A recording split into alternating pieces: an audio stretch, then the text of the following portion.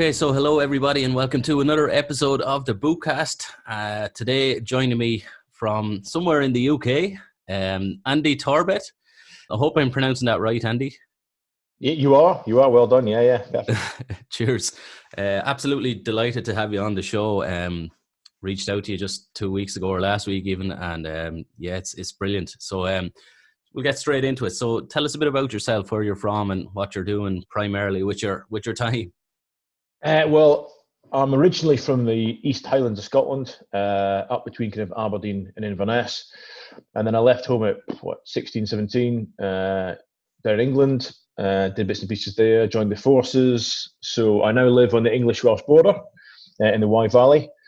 So after 10 years in the forces, I left, and the last 10 years have been doing, it's quite hard to say what I actually do. So, I mean, I suppose how I physically pay the mortgage is writing articles, doing talks, bit of social media, bit of TV work, bit of film work, but it's all kind of based around the skills that I have, which I'm a cave diver and a sort of deep technical diver, a free diver, skydiver, wingsuiter, climber, mountaineer. That's kind of, and those skills help me to generate the projects or the stunt work or the TV work that helps to pay the mortgage. Same problem we've all got.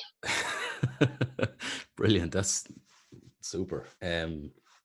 So quite a varied skill set, I suppose, and from your time in the army kind of set you up for the next, as you say, the next 10 years. So just backtracking to the army days then. So tell us about the X-bomb disposal and diving and your time as a paratrooper.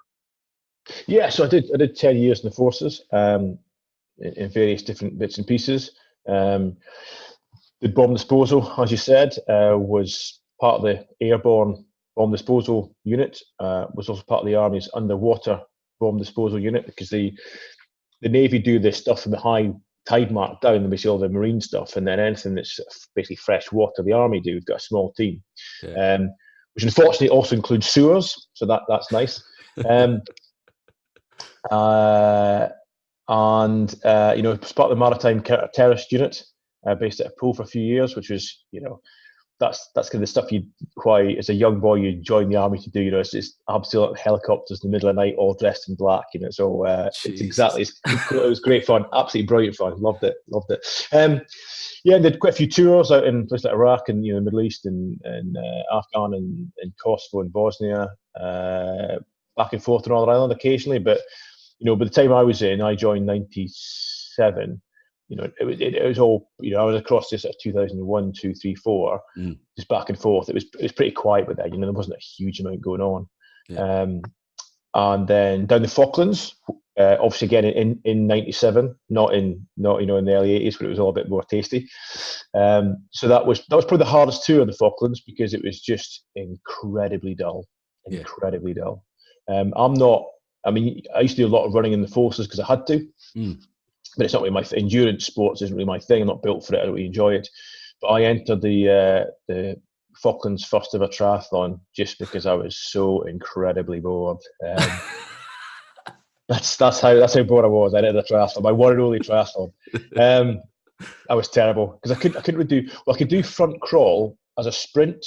Yeah. I could do like one length at an absolute like a hair speed, but no one really taught me to swim properly, so I didn't know how to breathe in a front crawl. So I could do one length at speed, and then I was knackered. So it's like do breaststroke for the rest of it. So I was the last one out of the pool by a considerable margin, and desperately tried to make it up with a run. And the other thing with the Falklands is it's like the windiest place in the world. So we started off running downhill with the wind. So literally, I've got pretty short legs, but every step I'm doing like 20 feet with each bound. Yeah. And then you turn a corner and run back up the hill into wind, and the wind is like 200 mile an hour. Well, maybe not quite, what I mean. And I just stopped, battling up this wind, like moving about 3 inches in a minute, just crying. Anyway, so that was the Falklands. That's why. And then when I left the forces, I did a bit of the old ex-forces work just to sort of again pay the mortgage and kind of fund my own trips and expeditions and projects while I was kind of working out how to kind of make a living from it. And that was in places like Afghan and Pakistan, West Africa, bits pieces in the Middle East and the UK. But yeah. Wow, there's so much we could dive into here. And just keeping it in the water, what has been your most memorable diving mission then, and why? I was thinking about this. There's memorable because it was so brilliant, or there's memorable because it went so badly wrong, but you didn't die. So, in the forces, most of the stuff you did was we did a lot of body searches, and we did some demolitions, explosives work, and you say search work for IEDs. But it was none of that memorable because usually it was in nil viz. I mean, you tend to end up diving in reservoirs or rivers or lakes that are pretty shitty. So, you can't really see your hand in front of your face, which when you're searching for dead bodies can actually be quite nice because at least effectively you can't. You find them with your hands, not your eyes. So it's a bit less traumatic. But from the forces point of view, probably the most memorable dive was the only time underwater in 30 odd years of diving that I've almost drowned. I came pretty close, and that was we were diving. We're doing some demolitions work quite deep down at 50 meters, diving on air, and we're in the big hard helmets, like big like kind of commercial diving hard helmets. So you've got a supply to the surface, and my helmet started letting in water. So I could hear in my ear the supervisor on the surface, the sergeant, going, "Diver Torbet, are you well?" And the problem is I couldn't answer him because the mic is obviously down by your chin, and that was the first thing that went underwater. So my helmet's filling up, and I'm on the bottom of 50 meters in boots as well. So you're very heavy, wearing a pair of boots. At this point, the equipment we used, you couldn't self-rescue, you couldn't hit anything that would lift you to the surface. And I thought, right, I'm going to have to turn around, run back along the seabed to the shot line, and basically do pull-ups, do rope climbs, and all this kit back to the surface. Missing out my decompression stop, so I'd end up getting the bends. But I thought, well, I'd rather be bent on the surface than dead underwater. When you run underwater with that sort of kit on, you're kind of running in like you're in space. It's really slow motion, but also you're tilted forward about 30 degrees. So you're almost lying down. And I'm running back, and as I got to the shot line, I kind of grabbed it and threw my head back and stood up. And at that point, the helmet just drained. And what we think happened was a bit of grit, or something got lodged in one of the valves that was letting water in but not letting the gas out. But that had become dislodged when I stood up. Yeah. But it's the army, so as the helmet drains, I can get the audio again from the surface, and this very, very irate and angry sergeant going, "Diver Torbet, are you well? Answer me!" And because you can't really whinge, I just went, clicked the button, and went, "Diver Torbet, well," and then turned around and went back to work because what you do. But yeah, that was probably the closest. It's the only time really in the water I've come close to drowning. Because all the stuff that I do, the cave diving and deep stuff, it's all potentially very, very dangerous. But if you do it properly, it's it can be mega safe. You can make it safe. It's like anything else. It's like crossing the road. Yeah. You can make it dangerous or safe depending on how you do it. Yeah, that's it. Now that we're up for air, so tell me about speed skydiving. Okay, well, speed skydiving, it's a competitive form of skydiving that I compete in. In fact, I'm going to Russia this summer to compete as part of Team GB at the World Cup, which is cool.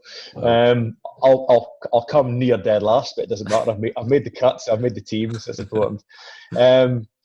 But yeah, it's probably the simplest form of skydiving in the world. As far as there's lots of different genres of skydiving you can compete in. But the idea is you get out of a plane and you go as fast as you possibly can, and the fastest person wins. Simple as that. So we've over the years, lots of different techniques have been used, but we found the fastest technique is to get out of the plane and you basically dive head first towards the ground with your arms by your side. Yeah. And the problem is, the reason it's kind of technically difficult is because it's like trying to balance a pencil on its tip. You'll see most people skydiving kind of lying flat, belly down. That's a nice stable position. That's really easy to hold, and that's why you learn there when you're a beginner. trying to do it head first like that is very difficult. And anytime you are putting your hands or legs out to maintain that position, is obviously creating drag. So, I mean, I'm all right. I think I've managed like 278 miles an hour. Is my fastest speed. But I've got the guy who's leading Team GB, who's an ex-world champion. Yeah. He's got about 312, I think, or 320 is his top speed. So, and actually, you don't really feel how fast you're going on the dive. It's a bit like getting in a really fast car and accelerating nice and smoothly. You know, not too kind of aggressively, smoothly going up to like 120 mile an hour. You don't really feel anything. When you slam the anchors on, that's when you feel how fast you were going. Yeah. Because we come out the gates about 5,000 feet, and we've got to pull our parachutes by 3,500 feet. And we need to slow down to as close to 120 miles an hour as we possibly can, because if you pull your parachute and you go too fast, it'll just rip apart and probably break your back. So you've got 1,500 feet to slow down from 300 mile an hour to 120 mile an hour, which actually equates to a few seconds at that sort of speed. So, the technique is the bit you need to learn. The essential bit you need to learn isn't how to go fast; it's how to slow down fast. Right. Like skiing. Yeah.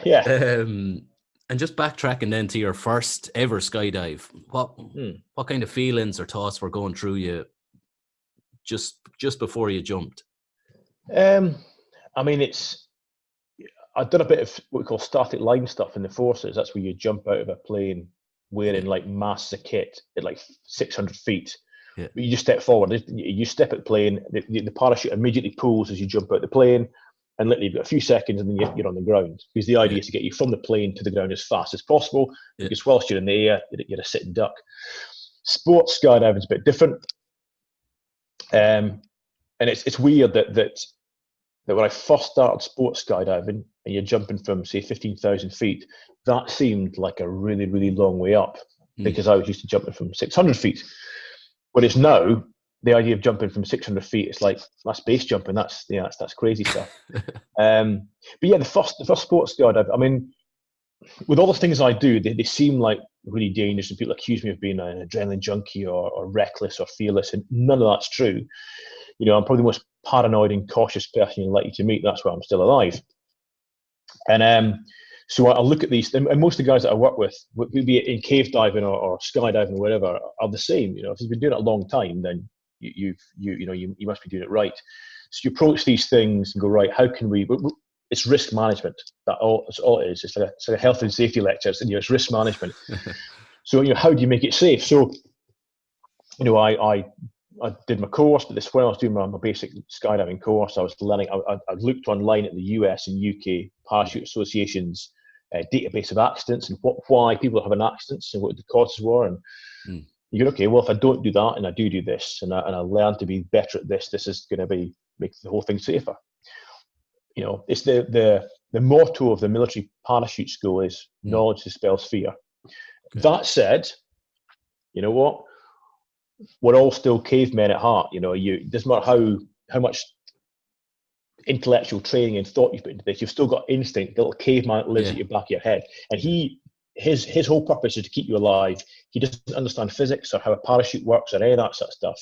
All he understands is you're at 15,000 feet about to jump out of a plane, and it's a very silly thing to do. So, to be fair, you're still pretty nervous. You know, you're still. I said everybody said, you know, they'll go, I'm really nervous before my first jump. I'm like, of course you are. Of course you. If you're not nervous the very first time you threw yourself out of a plane, then you need to seek help. It's something clinically wrong with your brain.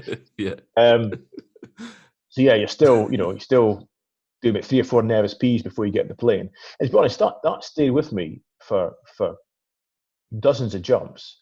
I think I'd done at least about 100 jumps before I was like, yeah, this is cool. There's no adrenaline rush. I'm just completely cool. And that's the thing, is that the more jumps I've done, the less adrenaline rush I get, but the better it is, because it's just, you know, I don't like being nervous and anxious, and you can enjoy it more. It's not I love it now. Like you can take the time to appreciate it. So the door opens and I look at the plane and go, look at the view. This is awesome. This is really such a cool thing. You climb out the plane and stand on, I'm hanging on the outside of the plane for a few, 10 seconds with the other guys to come out.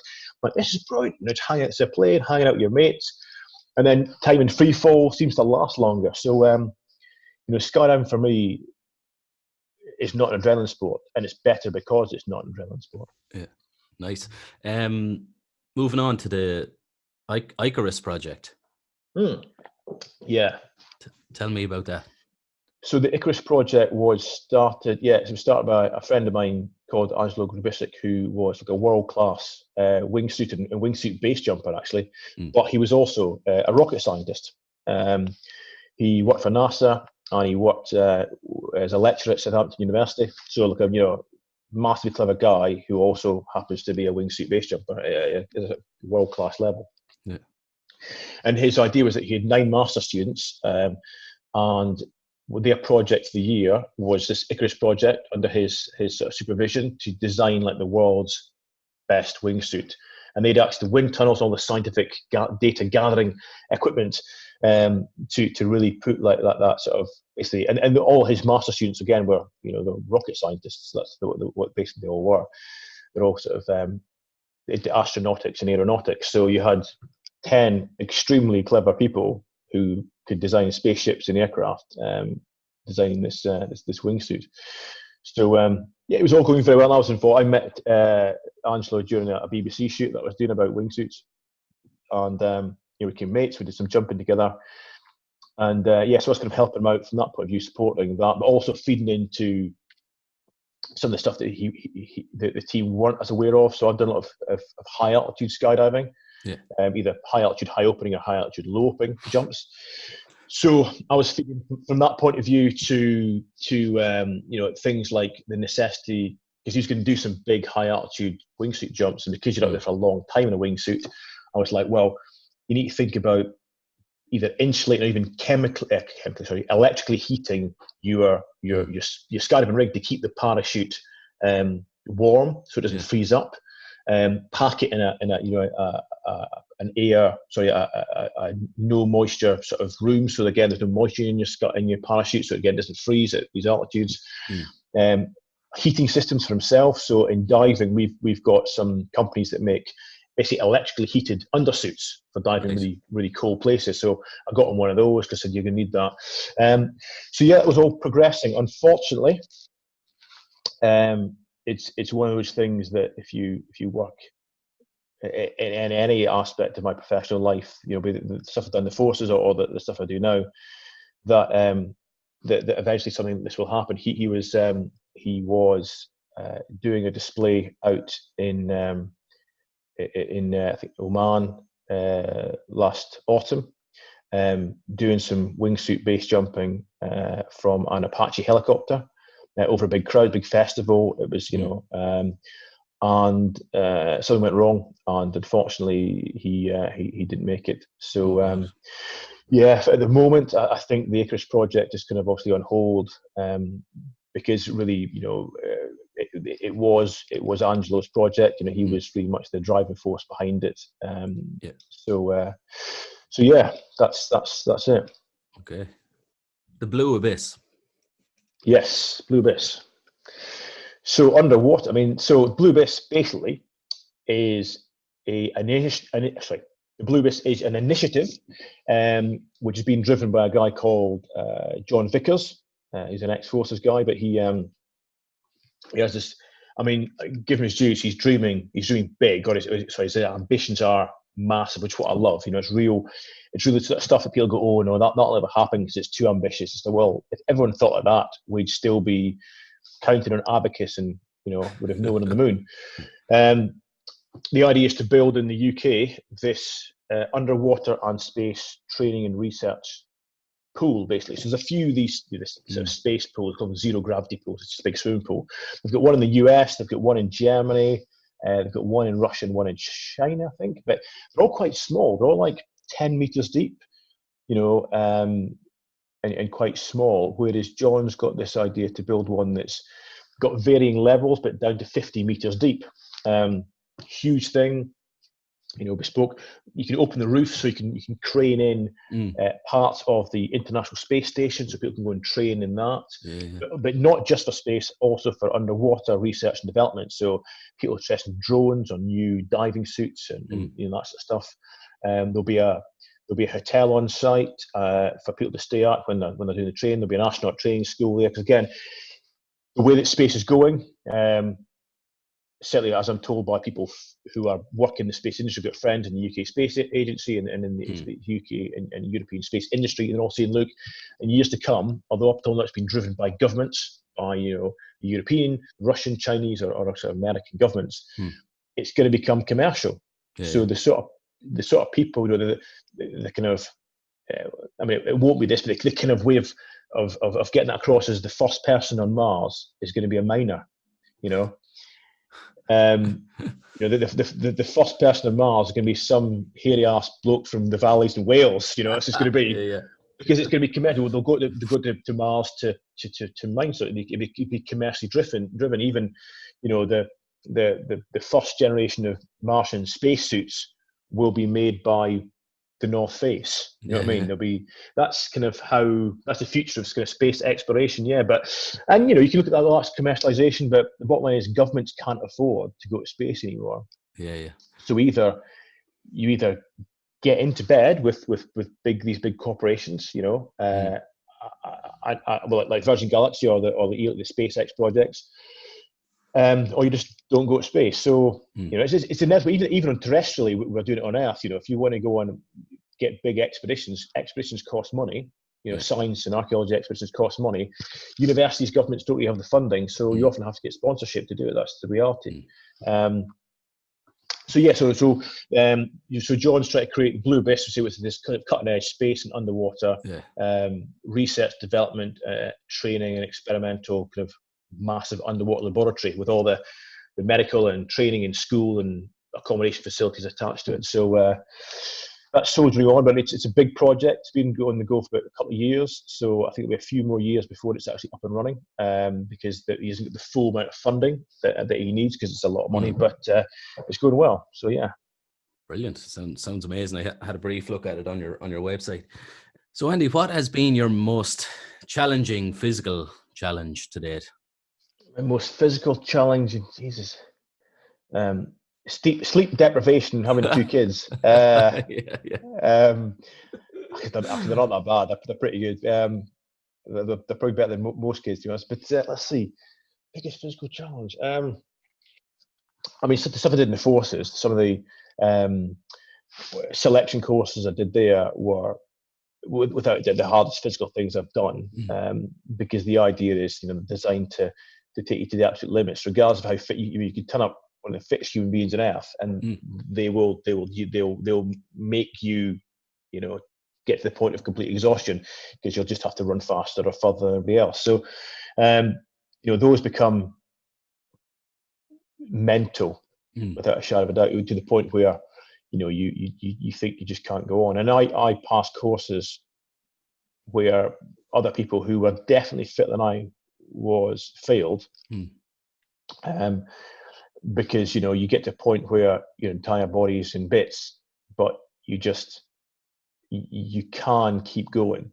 Your body will tell you to stop long before you actually have to stop. And certainly on one, I remember a 10-mile, it was a 10-mile run basically, but you're wearing a big bag, a big rucksack, and carrying weapon, all that sort of stuff. I was in bits, and I was like, right, I've got to stop. I was like, well, okay, you can stop. Just take 3 more steps, and then you can stop.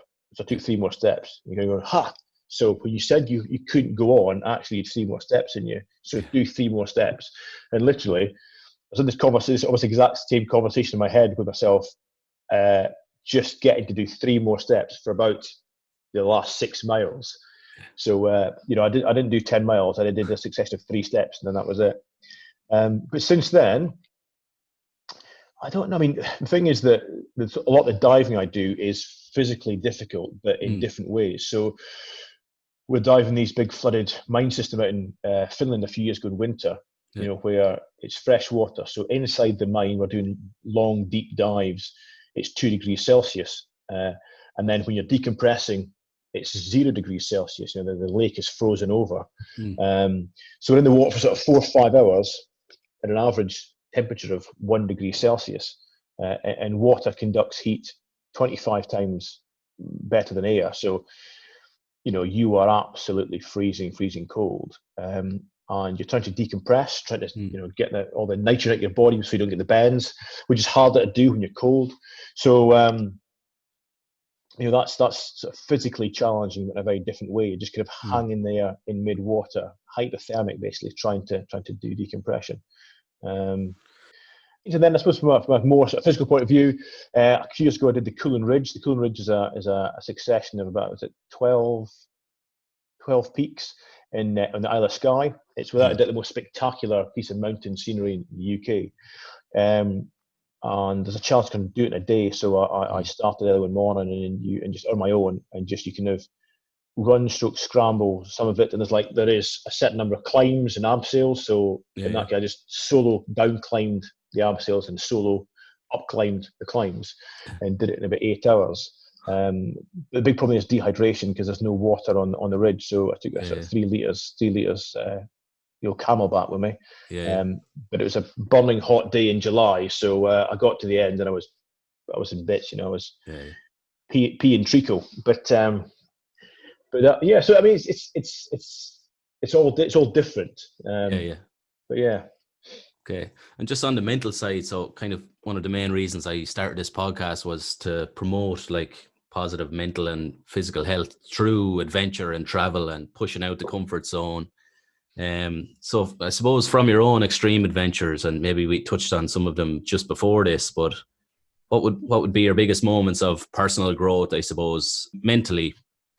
Yeah, I think as you say that you're getting out in the outdoors it's become kind of universally accepted now that getting amongst trees, you know, the old tree bathing thing that comes from Japan, or getting and just walking in the mountains or down in the sea, you just feel better. And you know, by academic training, I'm a scientist, but I've kind of learned that actually you don't need to be that exact. Like, I don't need to know why. If you go for a walk in the forest and you feel better, that's enough. If somebody can't explain to you why, who cares? Right? It's psychosomatic. I don't care. I feel better. I think for me, the harder times, and there've been a lot, you know, you don't take to publicly bang on about them, but there've been quite a lot of low moments through injury or, you know, financial struggles and career-wise when things haven't gone right. And as bad as they are, they're a necessity. You know, I've said it before that no one has an epiphany when things are going well, right? You know, no one's life is brilliant, and they go, "Oh, like everything's great," and then suddenly I realise something. You know, people have epiphanies when things are, you know, going pretty badly. But then the good times that come after that kind of prove or solidify that idea. And you know, 2017 was a good for me. 2018 was terrible. It was a really bad year. And then 2019 started off pretty bad. And then, you know, I got this job on Bond, and it all kind of changed around. And those few years made me realize a few things. And one is this, that I think 90% of your happiness, this is for me. This is more in my opinion. I speak for myself, but I think it's true for most people. 90% of the happiness of your happiness is dictated by the people you surround yourself with. You know, if I'm offered a shitty job for shitty money, but with people I love, you know what? It'll be great. And going to work will be fun. You're offered an amazing job for great money, working with a bunch of dickheads day in, day out, you'll be miserable. You know, that's the bottom line. And the other thing is the definition of success. So normally if you define success, people say, oh, it's money, it's fame, it's, you know, getting on with your career, it's whatever that is. And I think went down the rabbit hole of defining success in a certain way, be it, you know, popularity, be it fame, be it money, be it, you know, more bigger TV shows, whatever that was. And then what I really learned last year was, you know, success is being happy, being content. You know, if you're happy,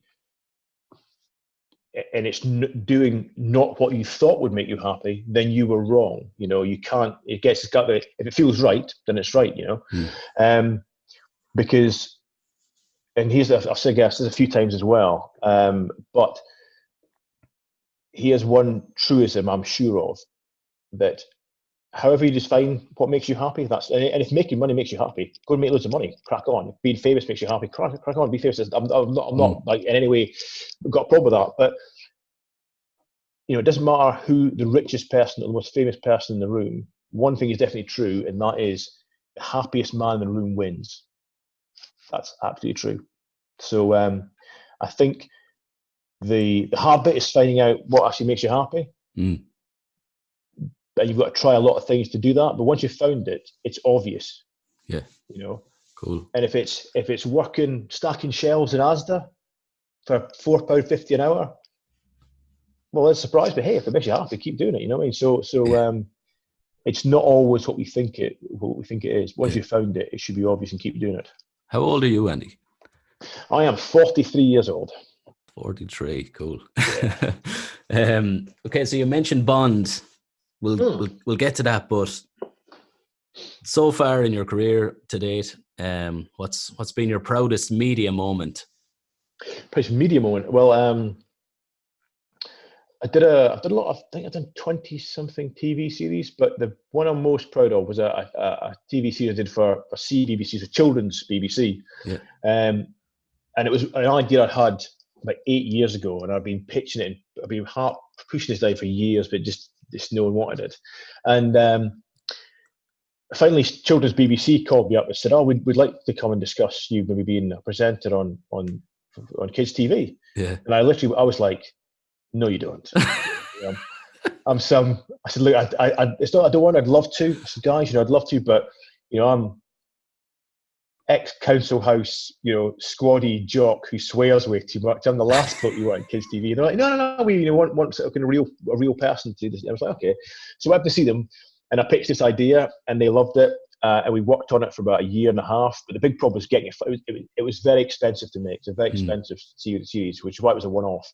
But the idea was that it was me against an animal. So you've got an animal with a really cool ability, and then we see if I could match that animal using technology and science and that stuff. Yeah. So it was things like actually we did speed skydiving. We did the peregrine falcon is the fastest animal in the world. So head down, it'll do 250 miles an hour. So the idea was, could I match that animal by skydiving? And that allows you to then talk to kids about drag coefficient and gravity and acceleration. They're pretty boring, dry physics subjects, but in a cool way. And then there's also a bit of technology as well. So again, I had a friend of mine at the UK Space Agency design these prototype, basically mini jet turbine engines that I strapped to my legs to make me go faster. So the idea was to kind of teach kids about wildlife, but also about the old STEM, so science, technology, engineering, and maths. Yeah. But in a way they'll actually watch, because if you're going to say to a kid, right, I'll teach about physics, like bore off. But I'll do it whilst jumping at this plane and trying to do 270 mile an hour. All right, I'm in. So that was, it was great. We went all around the world working with some big science departments, universities across the world. It got received really well. I had letters off parents and teachers and kids, and even in schools. It's got its own game. There's now a Beyond Bionic. It's got Beyond Bionic game, which my 4-year-old likes to play, and it's a bit weird because he plays me, so it's me. And then, sometimes it'll be a letter because it's an educational game, so I let him play it. And he plays this game. He's playing, and I'll hear my voice. Anyways, it's all a bit bizarre. Brilliant. But that was worth doing because I say that. A lot of TV you do, even documentaries, you're not saving the planet, and you might be educating people at a very small level, but most is entertainment. Most people forget stuff. Where kids, actually, you're making a tiny little difference, which was nice to do. Cool. So that was Beyond Bionic. Beyond Bionic, yeah. I think it's still available on BBC iPlayer, although. Okay. Whether you can get it in Ireland or not, I don't know, because there's some restrictions on BBC the licensing. I don't know. Cool. It's probably on YouTube. Somebody's probably ripped it off by now. Yeah. Brilliant. Okay, so 007. Yes. Yeah.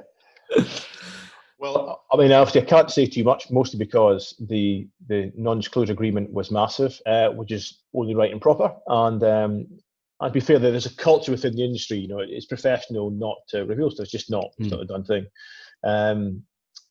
But working, in the stunt team on a Bond film is exactly as cool as it sounds. I'll be honest with you. I can't say huge about it, but the film was out in April, and what made it for me. So I got involved from March last year through to the sort of beginning of November. Yeah.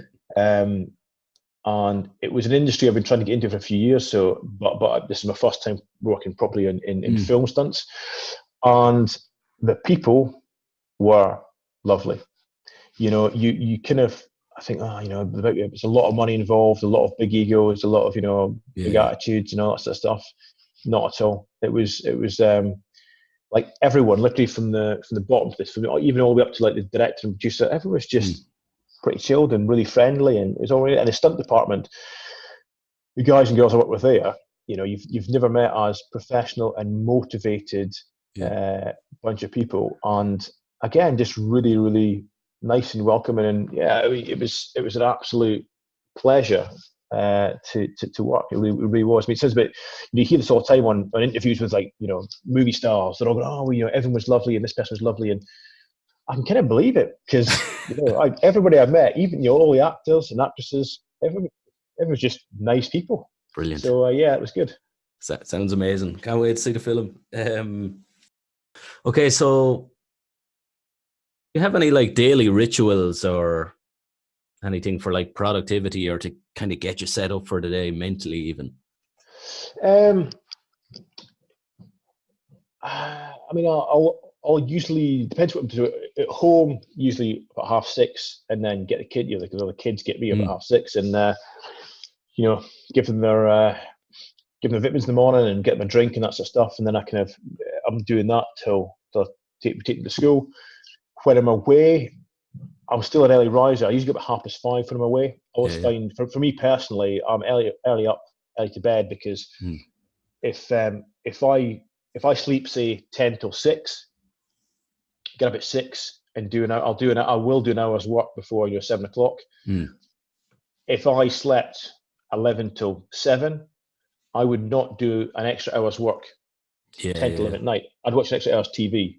A friend of mine, Martin Hartley, who's a polar explorer and photographer, he's got a great quote that he learned from Russia, which translates as, "The morning is wiser than the evening." And I've got friends who are night owls, but I think most people are more productive first thing in the morning. So for me personally, I'll get up and try and smash stuff, by midday, because in the afternoon I start getting I'm kind of, it's harder to motivate myself. You know what I mean? If I've not trained, not hit the gym in the morning, I'll do it, but it's more of an effort to drag my ass to the gym in the afternoon. And when I'm away working, up at 5:30, you say we start work at 8, up at 5:30, I'll do an hour's laptop work, just answering emails or do some writing, whatever, and then try and train 6:30 till 7:30, 8 o'clock, and then go to work. And the main reason I do that is because you never know how tired you're going to be in the evening or when you're going to finish. And if you finish at 4 o'clock and you're fresh, great, you could go and hit the gym, but a lot of times you finish at 6 and be knackered, or 7 or 8 o'clock, and I'm not coming home at 8 o'clock at night and going to the gym. So I do find if there's things I need to get done, which might be a bit of laptop work and training, I'll just get up and I'll do that. And that was pretty much universal even last year on Bond, apart from with a few mornings where we're up at like 5. And I'm not getting up at 3 in the morning to train and that sort of stuff, but you just got to take a hit that sometimes things won't get done. But apart from that, no, really, I'm a big man for lists. I write a lot of lists from the army days. Yeah, I think for you, I'm pretty well organized. Almost sometimes I think I'm too well organized. Like my iCal, my calendar on my computer is sometimes a bit too dictatorial. I could do with being a bit more looser with times, but I can't help it. So yeah, there we go. Yeah, we're nearly done anyway. So no, it's fine. No, it's all good. It's all good.